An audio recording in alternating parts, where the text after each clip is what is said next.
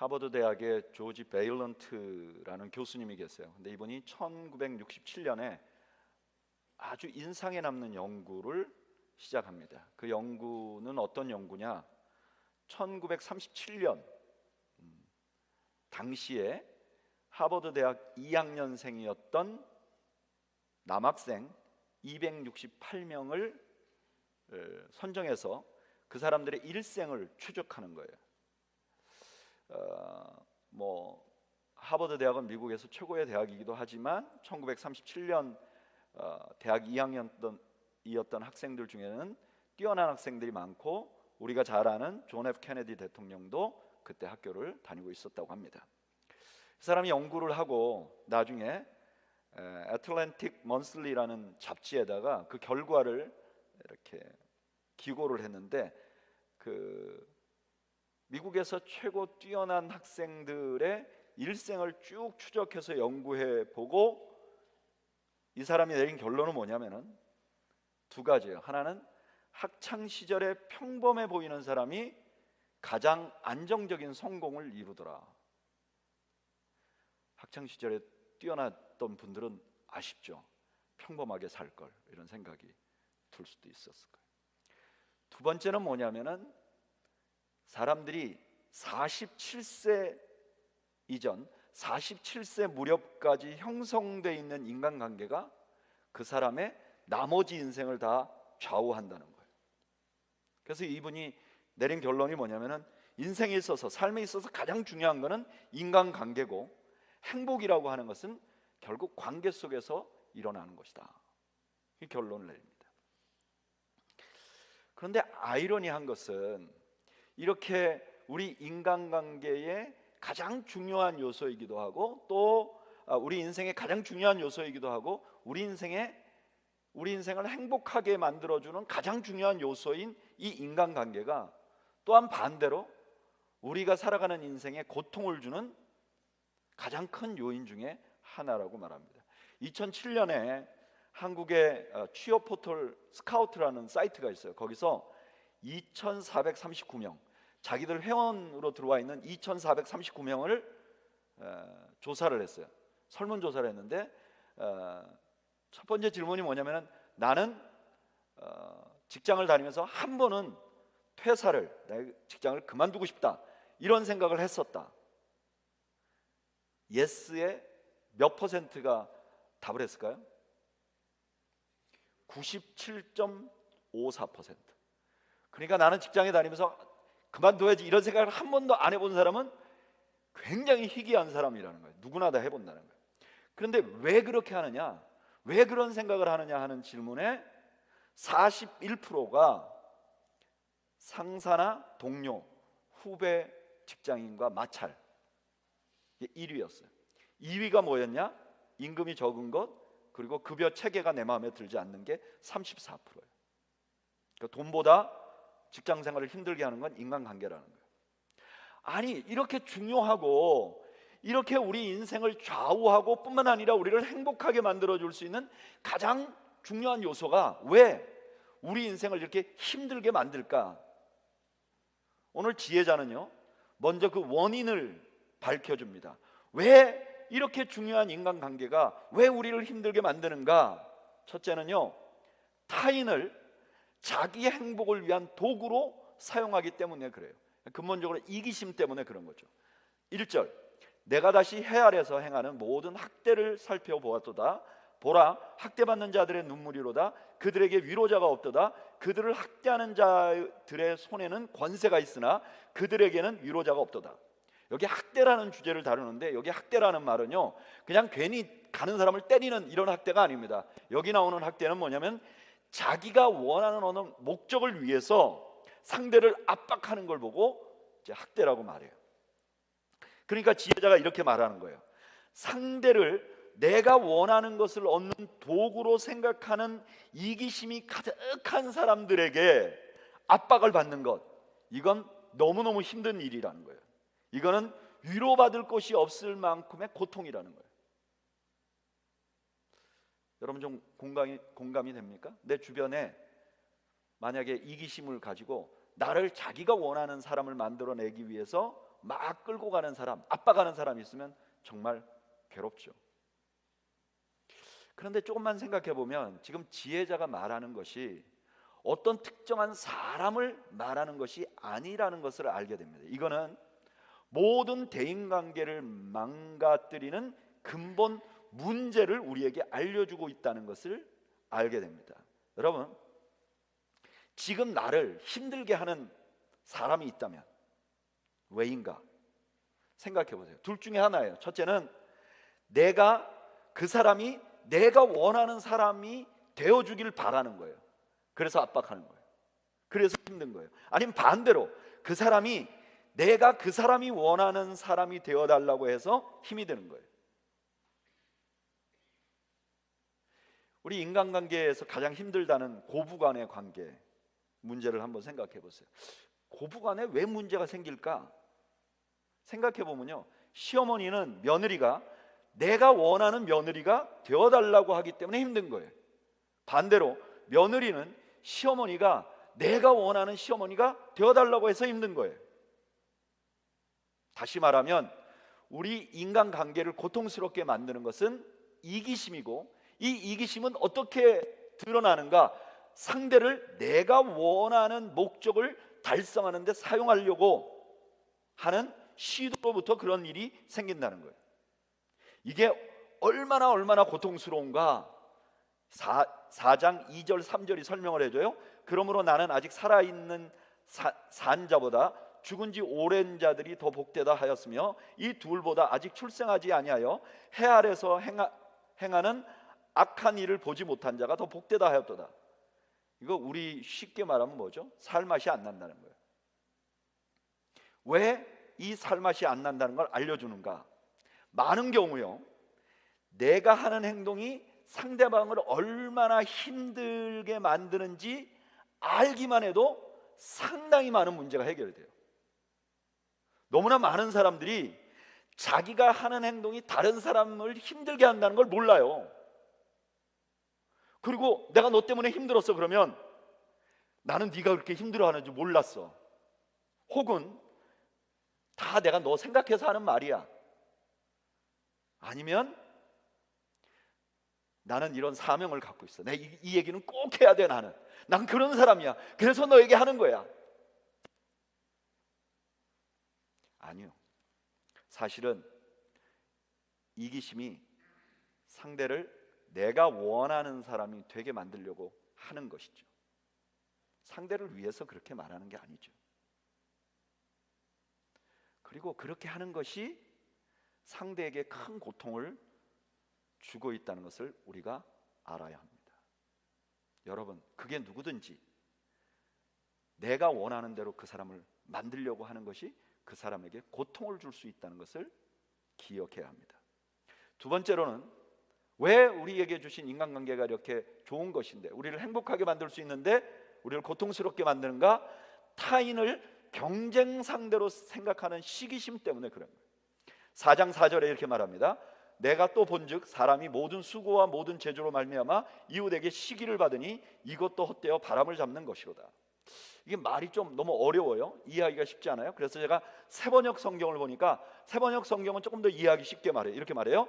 온갖 노력과 성취는 바로 사람끼리 갖는 경쟁심에서 비롯되는 것임을 나는 깨달았다. 그러나 이 수고도 헛되고 바람을 잡으려는 것과 같다. 어떤 사람이 최선을 다해서 뭘 노력하고 뭔가 얻으려고 하는 것은 괜찮다는 거예요. 그런데 이 모든 것을 얻으려고 하는 원동력이 경쟁심에서 비롯됐다면 이것 때문에 인간관계가 힘들다는 거예요. 여러분, 이 시기심과 경쟁심은 뿌리가 굉장히 깊습니다. 창세기 4장 3절에서 5절 보면 이런 말씀이 있어요. 세월이 지난 후에 가인은 땅의 소산으로 제물을 삼아 여호와께 드렸고 아벨은 자기도 양의 첫 새끼와 그 기름으로 드렸더니 여호와께서 아벨과 그의 제물은 받으셨으나 가인과 그의 제물은 받지 아니하신지라 가인이 몹시 분하여 안색이 변하니. 가인이 그 후에 아벨을 죽입니다. 가인이 왜 아벨을 죽였는가? 시기심 때문이죠. 이렇게 시기심이라는 것, 경쟁심이라는 것 뿌리가 너무 깊기 때문에 사실 거의 모든 사람들이 이 시기심과 경쟁심에 오염되어 있어요. 그 대표적인 증거가 뭐냐? 한국에 이런 말이 있어요. 사촌이 땅을 사면 배가 아프다.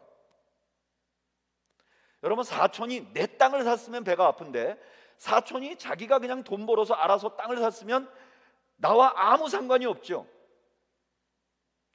한 걸음 더 나가면 내 사촌이 땅을 사서 부자가 되면 나한테 도움이 됐지 손해가 될 일이 없는 거예요.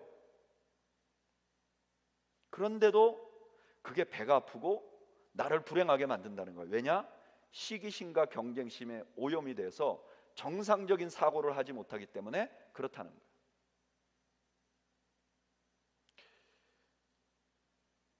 전도서 4장 5절 6절에는 이어서 이렇게 말합니다. 우매자는 팔짱을 끼고 있으면서 자기의 몸만 축내는도다. 두 손에 가득하고 수고하며 바람을 잡는 것보다 한 손에만 가득하고 평온함이 더 나으니라. 경쟁심이 없어갖고 아무것도 안 하는 사람보다는 경쟁심을 가지고 막 열심히 뭔가 하는 게 낫다는 거예요. 조금 낫다는 거예요. 그렇지만 그런 경쟁심을 가지고 뭔가 이루었다 해도 그게 허망한 것이 될 수 있다는 거예요. 왜냐하면 그걸 이루는 동안, 뭔가 내가 목표하는 것을 성취하는 동안 인간관계가 다 깨져버리고 평안이 없어지기 때문에 그렇다는 거예요. 그러면서 우리에게 기억하라 그래요. 우리 인간관계를 깨는 건 뭐냐? 시기심과 경쟁심이라는 거예요. 그리고 마지막으로 우리 인간관계를 깨는 또 하나의 원인은 관계의 가치를 무시하는 것, 교만한 거예요. 전도서 4장 7절에서 8절 이렇게 말합니다. 내가 또다시 해 아래서 헛된 것을 보았도다. 어떤 사람은 아들도 없고 형제도 없이 홀로 있으나 그의 모든 수고에는 끝이 없도다. 또 비록 그의 눈은 부요를 족하게 여기지 아니하면서 이르기를 내가 누구를 위하여 이같이 수고하고 나를 위하여는 행복을 누리지 못하게 하는가 하여도 이것도 헛되어 불행한 노고로다. 여기 등장하는 사람은 실제로 혼자 있는 사람이 아닙니다. 이 사람은 아주 극단적 개인주의를 가지고 있는 사람이에요. 성공하는 것만이 가장 중요하다고 생각하는 거예요. 관계는 별거 아니라고 생각하는 사람. 근데 이런 사람의 단점은 뭐냐? 오래 가지 못한다는 거예요. 뭐 여러분들도 잘 알고 있는 말 있잖아요. 아프리카 속담이라고 말하는 빨리 가려면 혼자 가고 멀리 가려면 함께 가라.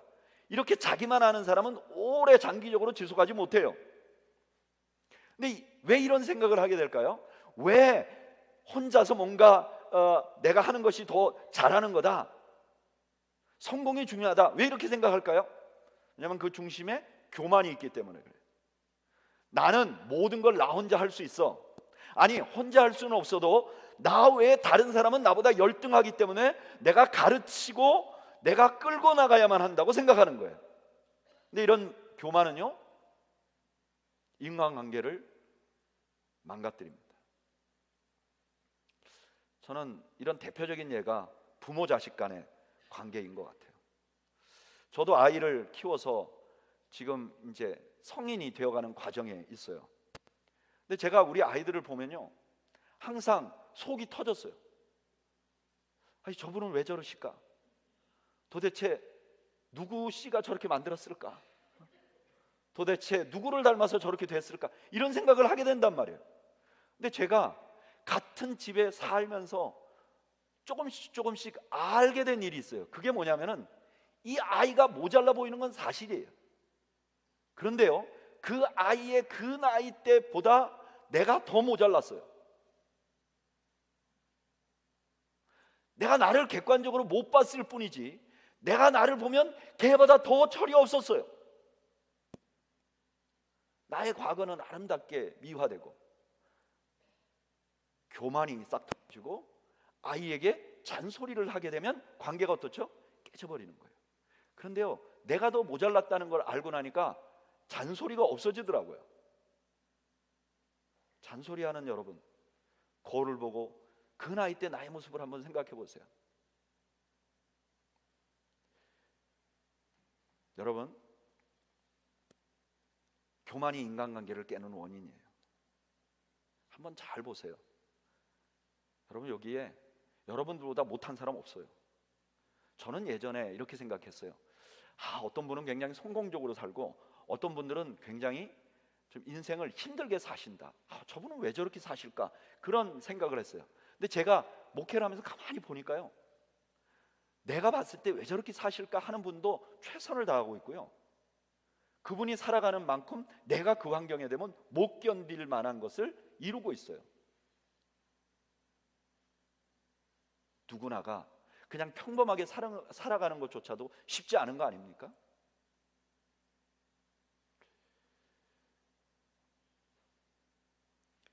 전도자는요, 지혜자는요, 우리 대인관계가 쉽지 않다 그렇게 말하는 거예요. 왜냐? 이러한 원인 때문에 그렇다. 그리고 나서 9절에 이렇게 말합니다. 우리 4장 9절을 다 함께 읽어볼까요? 한번 읽어보죠.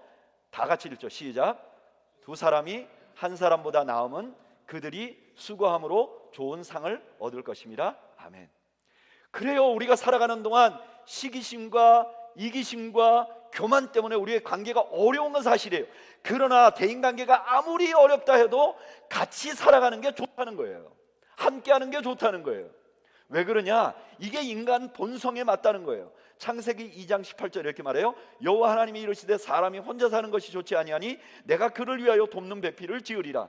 사람이 혼자 사는 것보다 배필하고 함께 사는 게 더 좋다는 거예요. 이 말은 먼저 만들어진 인간이라는 제품이 하자가 있다 그런 뜻이 아닙니다. 여러분, 여자분들, 아담도 완벽한 사람이었어요. 근데 아담 안에는 어떤 성향이 있는가? 다른 사람과 관계할 수 있는 기능이 있었어요. 마치 컴퓨터에 네트워크 기능이 있듯이 기능이 있었어요. 근데 혼자만 있으니까 이 기능을 다 발휘 못하는 거예요. 그러니까 하나님이 이렇게 말한 거죠. 혼자 있는 것이 좋지 못해. 너는 관계를 할 수 있는 능력인데 혼자 있으면 어떻게 그걸 사용해? 그래서 또 하나 인간을 만들었어요. 그게 하와죠. 그래서 같이 있어야 된다는 거예요. 처음부터 하나님은 우리가 함께 살도록 만들어졌어요. 뿐만 아니라 우리가 함께하는 것이 실제적으로 이익이 있어요. 유익이 있어요. 어떤 유익이 있는가? 첫째는요, 시기심만 없애면 서로를 경쟁 상대로 보는 게 아니라 서로 일으켜 세워줄 수 있어요. 전도서 4장 8절 9절. 두 사람이 한 사람보다 나음은 그들이 수고함으로 좋은 상을 얻을 것입니다. 혹시 그들이 넘어지면 하나가 그 동물을 붙들어 일으키려니와 홀로 있어 넘어지고 붙들어 일으킬 자가 없는 자에게는 화가 있으리라. 처음부터 인간은 서로가 경쟁 관계가 아니에요. 서로 돕도록 지어졌어요. 창세기 2장 18절 이렇게 말해요. 여호와 하나님이 이르시되 사람이 혼자 사는 것이 좋지 아니하니 내가 그를 위하여 돕는 배필을 지으리라. 사람은 처음부터 돕는 배필이었어요. 이 말씀을 보고 어떤 분들은 이렇게 말해요. 그래, 여자는 남자를 도우라고 지은 거야. 아니요, 오늘 전도자는 뭐라고 그러냐면 서로 일으켜 주기 위해서 지었다 그래요. 우리는요, 처음부터 경쟁 상대로 지어진 것이 아닙니다. 처음부터 우리는 서로 도와야 할 존재로 만들어진 거예요. 그래서 우리가 서로가 서로를 볼 때 경쟁심으로 보아서는 안 돼요. 저게 나보다 뭘 더 갖고 있나? 왜 저 사람은 나보다 더 나은가? 이렇게 보는 게 아니라 반대로 상대의 필요를 봐야 돼요. 왜냐하면 우리는 돕는 배필로 지어졌어요. 상대의 연약함을 봐야 돼요. 그래서 그를 위해서 무언가를 해야 돼요. 그렇게 하면 내가 존재하는 존재의 의미가 생기고 그 다음에 나도 행복해진다는 거예요. 내가 행복해질 뿐만 아니라 오늘 본문에 이렇게 말해요. 좋은 상을 얻을 것이다. 이 좋은 상은 누구로부터 얻느냐? 하나님으로부터 얻는다는 거예요. 여러분, 우리가 믿고 있는 하나님은요, 내가 무언가 큰 일을 이룬 것을 기뻐하고 상을 주시는 게 아니라 내가 누군가를 도왔던 것을 기억하고 상을 주시는 분임을 잊지 마시기 바랍니다. 또 하나, 이기심만 없애고 서로를 나를 만족시켜주는 도구로 보는 게 아니면 서로가 서로를 따뜻하게 해줄 수 있다는 거예요. 전도서 4장 21절에 또 두 사람이 함께 누우면 따뜻하거니와 한 사람이면 어찌 따뜻하여. 이거 군대 갔다 온 사람들이면 다 압니다. 한국에 군대를 가면요, 혹한기 훈련이라는 걸 해요. 그러면 배낭을 짊어지고 모포를 하고 그 다음에 자기가 비 올 때 입는 그 판초우이라는 옷을 입고 이제 훈련을 합니다. 추운 겨울에. 근데 밤에 되면 자야 되잖아요. 그러니까 자려면 어떻게 되냐? 이 판초우이 비옷을 이렇게 세모로 세우고 그 밑에다가 지푸라기나 아니면 산속에 있는 나무를 깝니다. 그리고 각자가 2장씩 가지고 있는 담요를 2장은 혹은 1장은 아래다 깔고 3장을 겹쳐가지고 둘이 같이 눕는 거예요. 혼자서 이걸 1장 덮고 1장 깔고 하면 추워서 얼어 죽습니다. 그러니까 두 사람이 붙어가지고 한 조가 돼서 군대 생활을 하다 보면요, 상관이 나를 괴롭힐 때도 있어요. 내 쫄병이 내 말을 잘 안 들을 때도 있어요. 그런데요, 어떠한 사람이든 상관없이 혹한기 울려가면 너희 둘이 조야, 그러면 무조건 담요 퍼서 무조건 붙어갖고 딱 달라붙어서 자야 되는 거예요. 그는 그 순간에 그에게 선물인 거예요. 여러분, 사람은요 처음부터 선물이었습니다. 아담은 하와를 보고 뭐라 그랬느냐? 이는 내 뼈 중에 뼈요 살 중에 살이라 그랬어요. 가장 소중한 존재라는 거예요. 아담이 하나님으로부터 많은 선물을 받았어요. 에덴 동산도 받았고 환경도 받았고 우주도 받았어요. 근데 그 모든 우주보다 아담의 눈에 가장 좋았던 선물은 사람이었어요.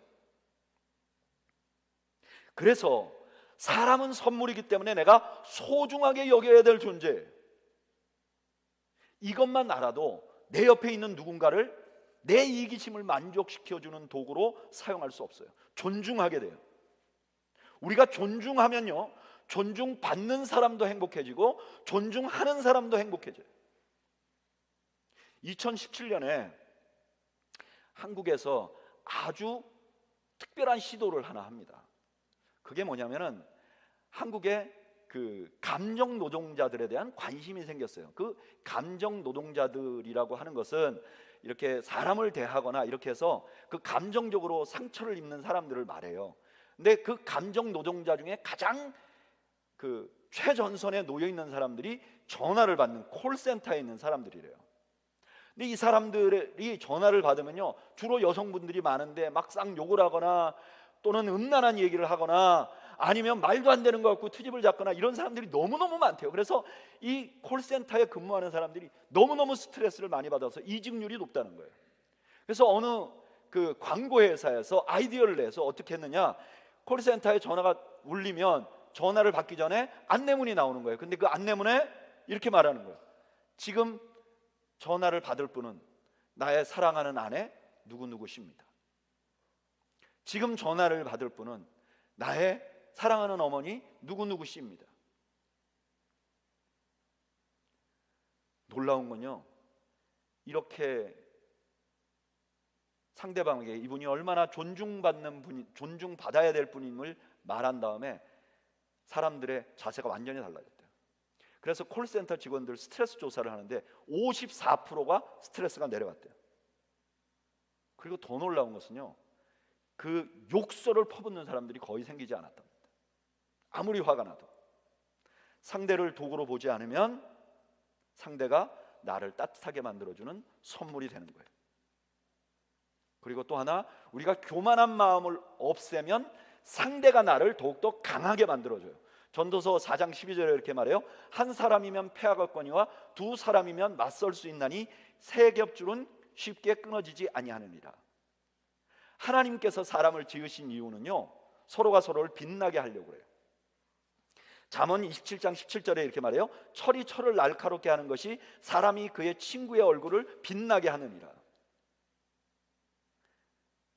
내가 제일 똑똑한 게 아니라 상대방에게 나보다 똑똑한 것을 발견하면요, 그 사람이 나를 더 빛나게 만들어 준다는 거예요.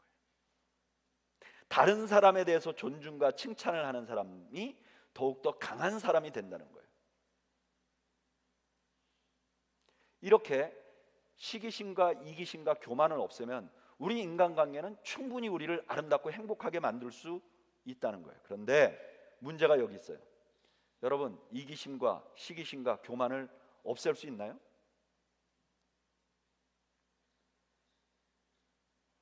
이건 불가능한 일입니다. 그러니까 이런 말이 되는 거죠. 이기심과 시기심과 교만을 없앨 수 있으면 인간관계는 행복합니다. 이 말은 너 인간관계는 절대로 행복해질 수 없어 라는 말하고 비슷하게 들립니다. 그런데 여기서 지혜자는 이상한 말을 하고 마칩니다. 뭐라 그러냐? 삼겹줄, 세겹줄이라는 말을 합니다. 세겹줄은 쉽게 끊어지지 않는다. 여기 문맥으로 보면 이게 몇 겹줄이어야 맞죠? 한 사람이면 패하겠거니와 두 사람이면 능히 당한다. 그럼 몇 겹줄이어야 되죠? 2겹줄이어야 되죠. 근데 왜 3겹줄로 넘어갔는가? 저는 너무너무 궁금해서 온갖 주석을 다 찾아봤는데 많은 학자들이 이렇게 말해요. 별 의미 없는 말이다. 혹은 근동아시아 문화를 많이 연구한 사람은 이렇게 말해요. 그 당시에 밧줄이 3줄로 꼬아서 만들었다. 그래서 갑자기 3줄이라고 말한 거다. 그래서 저는 이 사람이 괜히 그냥 갑자기 3줄이라고 말했을 리가 없는데 이 셋이라는 것이 뭔가 의미가 있지 않을까? 여러분 생각해 보세요. 둘이 한 마음이 되고 서로 존중하는 것이 꼭 좋은 건 아닙니다. 아담과 하와는 부부 사이가 굉장히 좋았었어요. 그래서 어떻죠? 하와가 부부 사이가 나쁜 여자라면 몰래 혼자 따먹고 말았을 텐데 남편에게 주었어요. 그래 부부 관계가 아주 좋았는데 죄를 함께 지었죠. 사도행전에 보면 아나니아 삽비라는 부부가 있는데 이 부부는 마음을 합하여서 성령님을 속였어요. 엠마오로 가는 두 제자는 둘이 절친이에요. 예수님께 헌신했어요. 그런데도 불구하고 두 사람이 슬픈 얼굴을 띠고 있어요. 실제로 마음이 맞는다는 것, 둘이 마음이 맞아서 서로 존중한다는 것이 모든 문제 해결책이 아닌 적이 너무 많아요. 그러면 이 3겹이라는 것, 3겹이라는 게 이게 무슨 의미가 있지 않을까? 미국의 유명한 설교자인 척수인돌 목사님이 있어요. 근데 이분이 현대인을 위한 전도서 해설이라는 이만큼 두꺼운 책을 썼어요. 자기 설교한 내용이에요. 근데 이분이 이 본문을 설교하면서 이렇게 말했어요. 이것은 우리의 가장 좋은 친구임이 분명한 그리스도를 가르칠 뿐 아니라 하나 이상의 여러 친구들을 말하는 것일 것이다. 그러니까 눈이 탁 뜨이더라고요. 그때 갑자기 빌립보서 4장이 생각이 났어요. 빌립보서 4장 2절에 보면 이런 말이 있어요. 내가 유오디아를 권하고 순두개를 권하노니 주 안에서 같은 마음을 품으라. 바울이 빌립보에다가 편지를 쓴 이유가 여러 개 있는데, 감옥에서 빌립보에다 편지를 쓴 이유가 여러 개 있는데 그 중에 한 이유가 뭐냐? 빌립보 교회에 2명의 지도자가 있었어요. 아마 여성들인 것 같아요. 하나는 유오디아고 하나는 순두개예요. 이분들이 굉장히 헌신된 분들이었어요. 그런데 두 분이 사이가 나빠요. 그래서 그들에게 사도 바울이 이렇게 말한 거예요. 둘이 같은 마음을 품으라. 근데 여기 같은 마음을 품으라는 거는요, 너는 여기 있고 너는 여기 있으니까 네가 50% 양보하고 네가 50% 양보해서 중간에서 만나라, 이런 뜻이 아니에요. 바울이 말하는 같은 마음을 품는다는 건 무엇인가? 빌립보서 2장이 이미 설명을 했어요. 2장 3절 한번 다 같이 읽어볼까요? 읽어보죠. 시작. 아무 일에든지 다툼이나 허용으로 하지 말고 오직 겸손한 마음으로 각각 자기보다 남을 낮게 여기고. 딱 들어보면 지금 전도서와 매우 유사하다는 걸 알게 돼요. 여기 다툼이나 허용은요, 이기심과 시기심과 매우 유사해요. 그 다음에 겸손한 마음으로 하라는 거에 반대는 교만한 마음이에요. 그러니까 그렇게 하지 말라는 거예요. 남을 나보다 낮게 여기고 다른 일을 돌아보라는 거예요. 이게 지금 전도서에서 말한 반대 말을 하는 거예요. 어쩌면 이 사도 바울이 전도서가 가졌던 퀘스천, 질문에 답을 해주는 것과 같은 느낌이 들어요. 근데 그 다음 말이 중요해요. 빌립보서 2장 5절 우리 다 같이 한번 읽어보겠습니다. 시작. 너희 안에 이 마음을 품으라. 곧 그리스도 예수의 마음이니 아멘. 둘이 한 마음이 아니라 둘이 다 예수님의 마음을 품으라는 것이 한 마음이 되라는 거예요. 그러니까 이건 이런 뜻이에요. 이기심이나 시기심이나 교만을 없애고 서로 존중해야 돼. 그래야 인간관계가 행복해져. 근데 이거 너무 힘들지? 해보면 알아. 이게 노력으로 안 돼. 그래서 내가 이렇게 너희들에게 조언하는 거야. 그리스도 예수의 마음을 품어 예수님을 생각해. 바울은 예수님을 그 두 사람 중심에 놓아버리는 거예요. 그래서 이 두 사람과 예수님이 함께 꼬이는 거예요. 3겹줄, 3겹줄. 그렇게 생각해 보니까요, 최초의 인간은 처음부터 3겹줄이었어요. 최초의 인간은 아담과 하와 그리고 하나님과 함께 교제했어요. 여러분, 하나님을 빼고 둘이 의논하면서부터 문제가 생겼어요. 엠마오로 가는 두 제자가 둘이 있었는데 희망이 없었어요.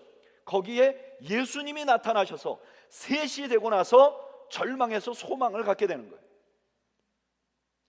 조금만 논리적인 사람이면 이 바울의 조언이 실현 가능하다는 걸 알아요. 여러분 생각해 보세요. 내가 어떤 사람과 관계가 굉장히 안 좋아요. 근데 이 중간에 예수 그리스도, 나를 위하여 십자가를 지신 예수 그리스도를 놓았다고 한번 생각해 보세요. 그러면 내가 그 사람을 보기 전에 예수 그리스도의 십자가가 보여요. 십자가가 보이면 제일 먼저 뭐가 떠오르냐? 내 죄가 떠오르게 되게 있어요. 내가 얼마나 부족하고 내가 얼마나 죄인인가를 알게 돼 있어요. 그러면 나의 교만이 꺾이는 거예요. 나 같은 죄인보다 더한 죄인이 있을까? 이게 십자가에서 우리가 발견하는 우리의 모습이죠. 그리고 그 예수님을 통해서 상대방을 보면 이 상대방은 내가 그렇게 사랑하는 예수님이 목숨을 바쳐서 사랑해 놓은 사람이에요. 예수님이 너무나 귀하게 생각하는 사람이에요. 그러니까 내가 그를 도구로 사용할 수가 없어요. 이기적인 마음이 없어지게 돼 있어요. 내가 예수님이 그를 그렇게 사랑한다는 걸 알고도 내가 그를 이용해 먹어야지. 그러면 사탄이에요.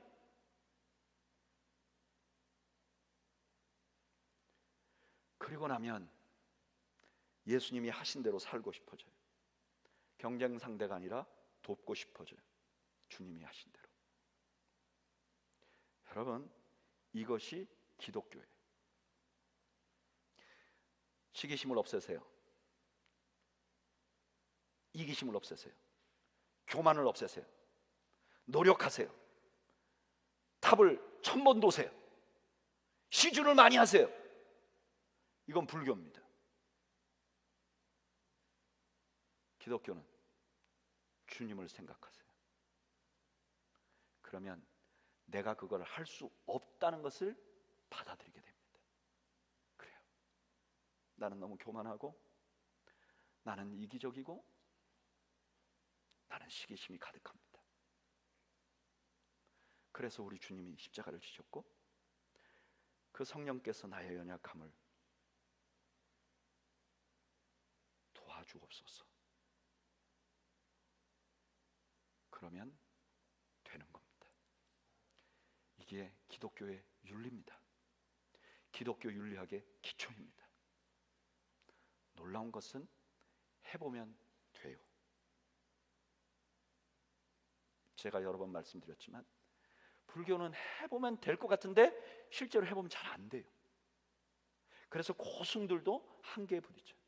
근데 기독교는 언뜻 들으면 안 될 것 같은데 해보면 돼요. 왜냐하면 내가 하는 것이 아니기 때문에 그래요. 나도 모르는 사이에 그렇게 돼요. 예전에 한국에 있을 때 제가 십자가 설교만 했어요. 컴패션을 섬기는 주요 후원자들에게 한 학기 동안에 계속 십자가 설교만 했어요. 십자가 설교의 주제는 뭐였냐? 네가 죽어야 돼. 6개월쯤 설교를 하고 나서 한 분기를 한 학기를 다 하고 나서 한 부부가 저에게 찾아왔어요. 그 부인은 슈퍼모델이에요. 나는 슈퍼모델을 직접 처음 봤어요.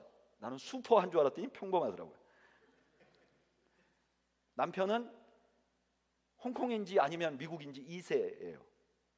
그런데 사업을 하시는 분이에요. 돈을 굉장히 이미 많이 버셔서 투자를 하면서 살아요. 한남동의 UN 빌리지에 살아요. 알만한 사람은 그냥 아는 동네예요. 둘이 너무 행복해 보여요. 가난한 아이들을 돕는. 근데 그 형제자매가 이런 얘기를 하더라고요. 목사님, 우리가 목사님께 드릴 말씀이 있어요. 뭐예요?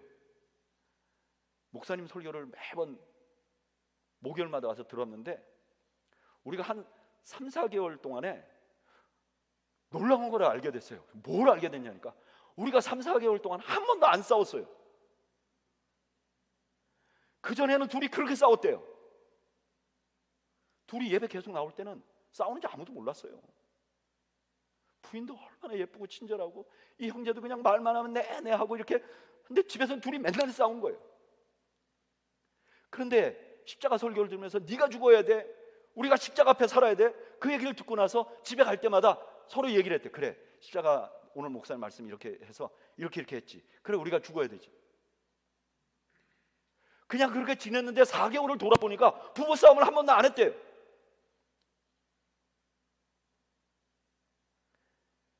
여러분들 눈이 사실이 아닌 것 같이 그렇게 느껴지는 건 뭐죠? 여러분, 사실이에요.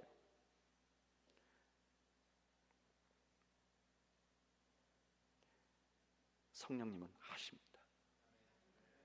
할 수 있는 거예요. 여러분, 지금 여러분들 생각에 내 인생을 망치고 있는 존재는 누구입니까? 그럴 때 우리는 항상 이렇게 생각합니다. 나는 피해자고 어쩔 수 없는 상황이다. 물론 그런 경우도 있습니다. 우리가 어쩔 수 없는 상황에 들어가는 경우도 있어요. 그러나 우리가 크리스찬이라면 적어도 나는 다른 사람에게 그런 피해를 주는 것을 막을 수는 있습니다. 그리고 그 깨어진 관계 때문에 내 인생을 망치는 것은 막을 수 있어요. 사랑하는 여러분, 주님의 마음을 품읍시다.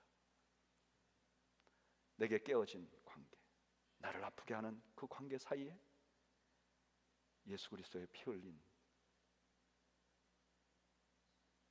은혜를 세웁시다.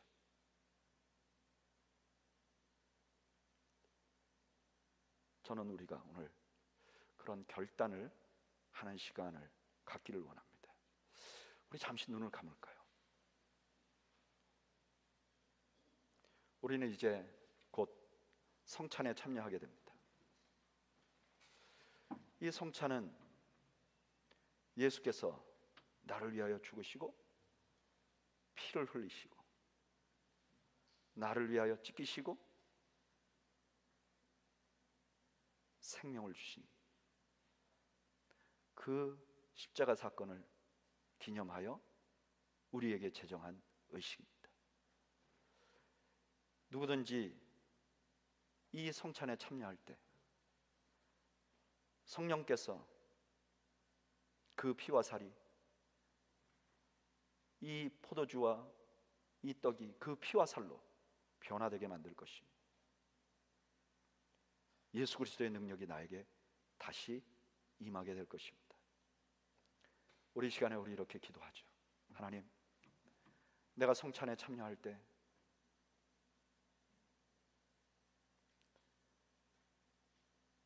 예수 그리스도의 십자가의 능력이 나에게 임하여 주옵소서.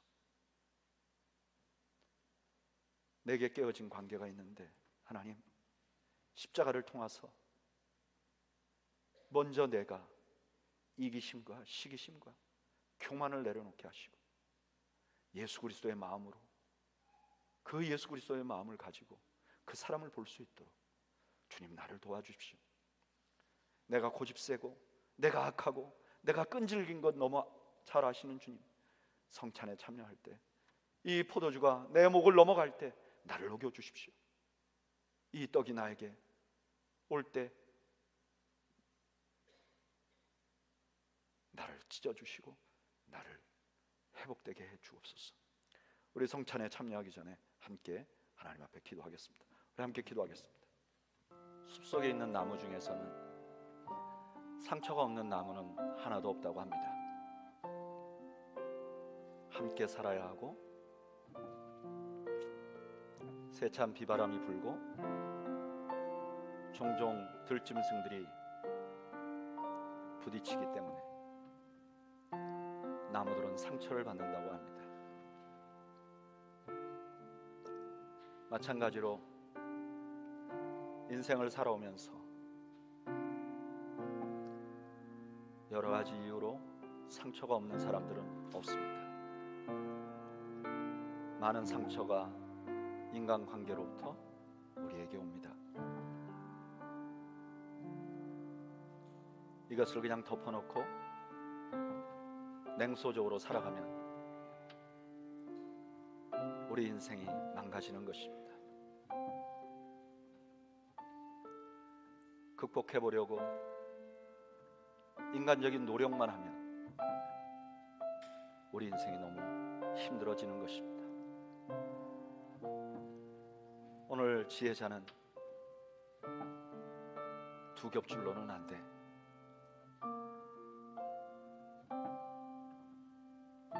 세 겹줄이 돼야 돼. 우리에게 그렇게 조언합니다.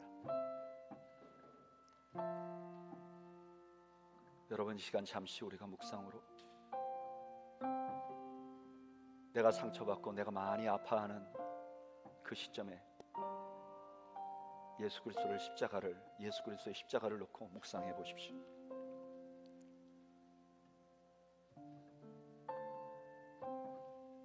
그리고 또 하나, 너무나 많은 사람들이 함께 살아가기 때문에 우리는 상처를 받기만 하는 경우는 없습니다. 나도 누군가를 아프게 하고, 나도 누군가를 압박하고 학대하고 누군가를 무시하고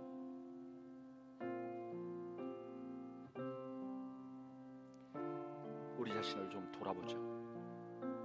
그리고 이 시간에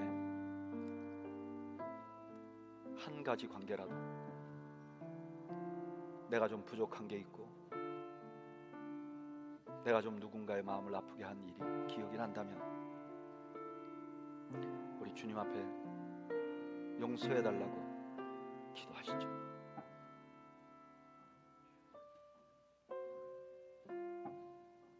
다시는 내가 누군가의 마음을 아프지 않게, 인간관계가 힘들어지지 않게 그렇게 살 수 있도록 도와달라고 우리 주님께 기도하죠.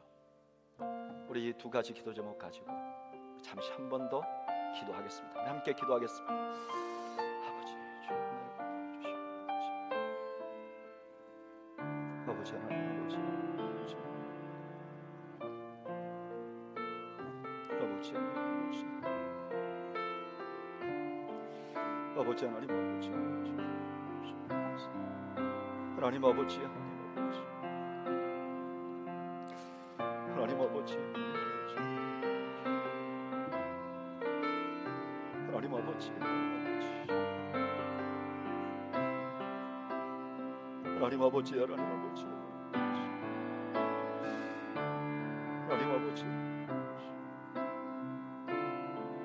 하나님 아버지, 하나님 아버지, 하나님 아버지, 하나님 아버지,